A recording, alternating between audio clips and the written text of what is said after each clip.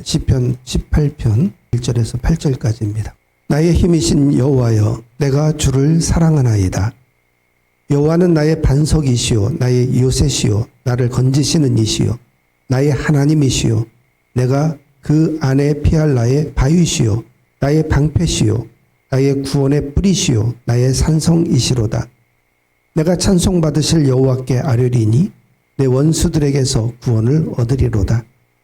사망의 줄이 나를 얽고 불의의 창수가 나를 두렵게 하였으며 스월의 줄이 나를 두르고 사망의 올무가 내게 이르렀도다. 내가 환난 중에서 여호와께 아뢰며 나의 하나님께 부르짖었더니 그가 그의 성전에서 내 소리를 들으시며 그의 앞에서 나의 부르짖음이 그의 귀에 들렸도다. 이에 땅이 진동하고 산들의 터도 요동하였으니 그의 진노로 말미암음이로다. 그의 코에서 연기가 오르고 입에서 불이 나와 사름이여 그 불에 숯이 피었도다. 즐거운 한가위입니다. 추석은 한 해 농사의 결실에 감사하는 명절입니다. 농사를 방해하는 많은 일들이 있었습니다. 올해도 가뭄, 또 폭우, 산불과 강풍과 병충해가 있었죠. 재난을 직격으로 맞은 지역은 할 수 없지만 비껴가거나 견뎌낸 농부는 풍성히 거뒀습니다. 하나님께 감사해야 합니다. 우리 가족 모두 건강하고 평안한 것에 감사합시다. 직장과 사업이 안정된 거 감사합시다. 또 어려운 중에도 거두게 하신 하나님께 감사합시다. 또 사랑하는 가족, 좋은 이웃, 은혜 나누는 우리 교우들 내 곁에 있게 하신 것에 감사합시다. 본문 18편도 다윗이 지난 인생을 돌아보며 하나님께 감사하는 내용입니다. 시편 18편의 표제가 좀 길어요. 여호와의 종 다윗의 시, 인도자를 따라 부르는 노래. 여호와께서 다윗을 그 모든 원수들의 손에서와 사울의 손에서 건져주신 날에 다윗이 이 노래의 말로 여호와께 아뢰어 이르되. 다윗이 지은 시입니다. 다윗 인생에 싸움과 전쟁이 많았습니다. 수많은 위기마다 하나님이 기적으로 도우셨어요. 하나님은 언제나 다윗 편이셨습니다. 사울 왕이 다윗을 시기했습니다. 다윗의 인기가 치솟자 왕권을 위협하는 정적으로 여겼습니다. 다윗이 쫓기며 아슬아슬했던 위기가 많았습니다. 그때마다 하나님이 도우셔서 극적으로 벗어났습니다. 다윗은 장장 10년 넘도록 사울을 피해서 그에게 시달리며 생사를 넘나들었죠. 다윗 인생의 청춘 20대가 그렇게 허무하게 보냈습니다. 다윗에게 또 다른 원수가 있었습니다. 블레셋입니다. 다윗이 왕이 된 후에 블레셋과 크게 3번 전쟁을 치렀습니다. 블레셋은 다윗을 만만히 봤어요. 한때 다윗이 블레셋에 투항한 적이 있었기 때문입니다. 사울 왕에게 시달릴 때 차라리 원수의 나라가 안전할 거로 생각을 했습니다. 그러나 이내 의심을 샀습니다. 침을 흘리고 미친 채 하여서 겨우 빠져나왔더랬죠. 그래서 다윗이 이스라엘의 왕이 되자 블레셋은 초장의 길을 꺾으려고 쳐들어왔습니다. 이때 다윗은 하나님께 기도하면서 이 블레셋을 물리쳤습니다. 다시 블레셋이 재정비해서 쳐들어왔을 때도 역시 다윗은 어찌할지를 기도했어요.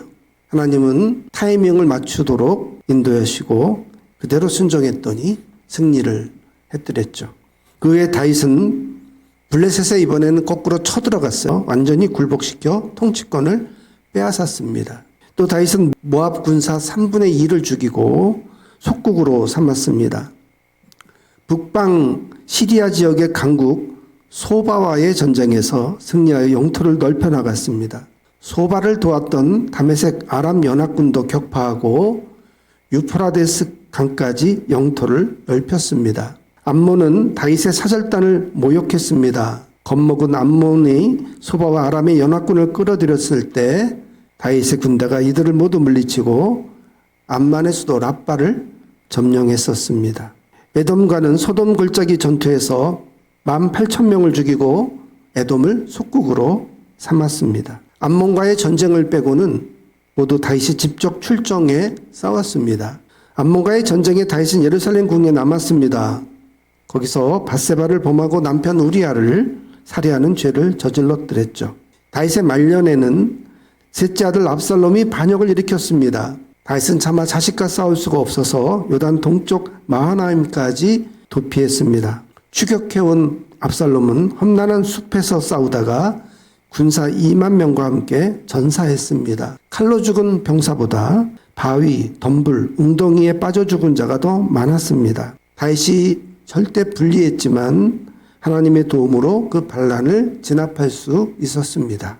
이렇게 시편 18편은 다윗이 지난 인생을 회고하면서 지은 시입니다. 그런데 똑같은 내용이 사무엘하 22장에도 나옵니다. 바로 그 앞장 사무엘하 21장에는 다윗이 늙어서 더는 전쟁에 나설 수 없게 됐다는 내용이 나와요. 다윗이 블레셋과의 전쟁에 나섰다가 적장 이스비브놉에게 죽을 뻔합니다. 큰 무거운 창과 칼을 가진 거인이었어요. 다행히 아비새가 도와 그 적장을 죽였습니다. 그 후에 신하들은 다시는 다윗이 전쟁에 나서지 말 거로 말렸어요. 다윗은 예전 같지 않은 체력의 한계를 실감했습니다. 왕이 전쟁에 직접 나서지 못하고 뒷방 늙은이가 된다니 서글펐을 겁니다. 왕이 전쟁에 나서서 호령을 해야 제맛이죠. 그러나 이제 전성기가 지나갔습니다. 차분히 지난 날들을 회고하게 되었습니다. 지나고 보니 이 모든 날들이 다 하나님의 은혜였어요. 이스라엘 병력이 결코 뛰어난 적이 없었습니다. 오히려 블레셋은 철기 문화를 갖고 있었어요. 그들의 무기는 철칼, 철창으로 무장했습니다. 사무엘상 13장 19절 20절을 보면 사울 왕 때 이스라엘 땅에는 대장장이가 한 명도 없었다. 히브리 사람이 칼이나 창을 만드는 것을 블레셋 사람들이 허용하지 않았기 때문이다. 이스라엘 사람들은 보습이나 곡괭이나 도끼나 낫을 구하러 블레셋 사람에게로 가야만 했다. 이스라엘이 블레셋과 전쟁에 나섰는데 군사들이 칼이나 창이 없었어요. 오직 사울과 그의 아들 요나단만 손에 칼을 들었습니다. 이러고 어떻게 맞서 싸울 수 있겠습니까? 말이 되지를 않습니다. 그런데 하나님이 블레셋 군대에 공포를 심어 놓으셨어요. 이스라엘은 그저 함성을 질렀을 뿐인데 거기에 놀란 블레셋이 자기들끼리 서로 정신없이 쳐 싸워 죽였습니다. 늘 이런 식이었죠. 다윗이 왕이 된 초기에 이 블레셋을 제압하고 그들의 철무기를 좀 빼앗았습니다. 그제야 이스라엘이 철무기로 무장할 수 있었죠. 그나마 그런 철무기들은 장군들이나 차지했고 병사들은 청동무기였어요. 야구 경기는 5할 싸움입니다. 올해 KBO 정기 시즌의 우승팀이 LG인데 6할로 우승을 했어요. 10번 경기에 6번 이겼다는 거죠. 중간팀은 5할 1푼입니다. 절반만 이겨도 포스트 시즌에 나갈 수 있습니다. 그렇게 이기다가도 지는 게 스포츠인 거죠. 절반보다 조금 더 이기면 상위권에 들어가는 거예요. 그런데 이스라엘이 백전백승했다는 것은 정말 있을 수가 없는 일입니다. 하지만 다윗은 나가서 싸울 때마다 이겼습니다. 승리가 일상이었어요. 어떻게 그게 가능했겠습니까? 하나님이 함께 하셨기 때문입니다. 그것도 언제나입니다. 한 번도 외면하지 않으셨습니다. 늘 도우셨어요. 언제나 기적으로 이기게 하셨습니다. 그래서 다윗에게 여호와 하나님은 나의 반석이시요 나의 요새이시요 나를 건지시는 이시요 나의 하나님이시요 내가 그 안에 피할 나의 바위이시요 나의 방패이시요 나의 구원의 뿌리시요 나의 산성이셨습니다. 이런 하나님을 어찌 사랑하지 않을 수가 있겠어요? 어찌 찬송하지 않고 가만히 있을 수가 있겠습니까? 다윗은 위기 때마다 하나님을 찾았습니다. 4절에 사망의 줄이 나를 얽었습니다. 불의의 창수, 즉 파도가 나를 덮쳤습니다. 5절에 스월, 즉 지옥의 줄에 묶였습니다. 이런 다윗이 당한 고난이 예사롭지가 않죠? 모두 꼼짝 못하고 죽을 처지였어요. 사망의 줄, 불의의 창수, 스월의 줄, 사망의 올무, 모두 죽음이 코앞에 있었던 상황이었습니다. 맹수 앞에 초식동물이 죽음을 직감하고 바들바들 떱니다. 맹수는 자비 없이 목덜미를 칵 물고 숨통을 끊죠. 이럴 때 대부분 힘을 잃어요. 자포자기합니다. 그러나 다윗은 포기하지 않았습니다. 절망하지 않았습니다. 전능하신 하나님이 내 편이신 것을 믿었습니다. 그래서 성전을 향해 여호와께 부르짖었어요. 하나님께 부르짖으면 어김없이 응답한다는 것을 알았기 때문입니다. 6절에 내가 환난 중에서 여호와께 아뢰며 나의 하나님께 부르짖었더니 그가 그의 성전에서 내 소리를 들으시며 그의 앞에서 나의 부르짖음이 그의 귀에 들렸도다. 다윗이 부르짖으면 초자연 현상이 벌어져요. 천둥이 치기도 했고 비가 옥수처럼 쏟아지기도 했습니다. 이게 하나님이 노하셔서 7절에 땅이 꿈틀대고 산이 떠는 것 같았어요. 또 9절과 11절에 보면 먹구름이 몰려오면 하나님이 하늘을 가르시고 내려오시는 것 같았습니다. 다윗은 하나님이 전능하신 걸 잘 알았어요. 다윗은 언제나 하나님의 약속을 믿었습니다. 어린 소년 시절이었을 때 하나님이 사무엘 선지자를 보내서 자기에게 기름을 붓게 하셨어요. 장차 자기를 택해서 이스라엘의 왕이 되게 하시겠다는 거죠. 그거를 다윗이 잊지 않았어요. 그래서 나는 하나님이 쓰실 귀한 그릇이다. 그런데도 죽음의 그림자가 덮치고 있어요. 하나님의 약속이 이루어지기 전에 죽을 수는 없죠. 그래서 온 힘을 다해 하나님께 부르짖었던 것입니다. 하나님, 저에게는 약속이 있잖아요. 하나님이 저를 향해서 품으신 비전이 있잖아요. 아직 그게 이루어지지 않았는데 저를 그냥 이렇게 버려두실 겁니까? 그런 마음으로 하나님께 부르짖은 거예요.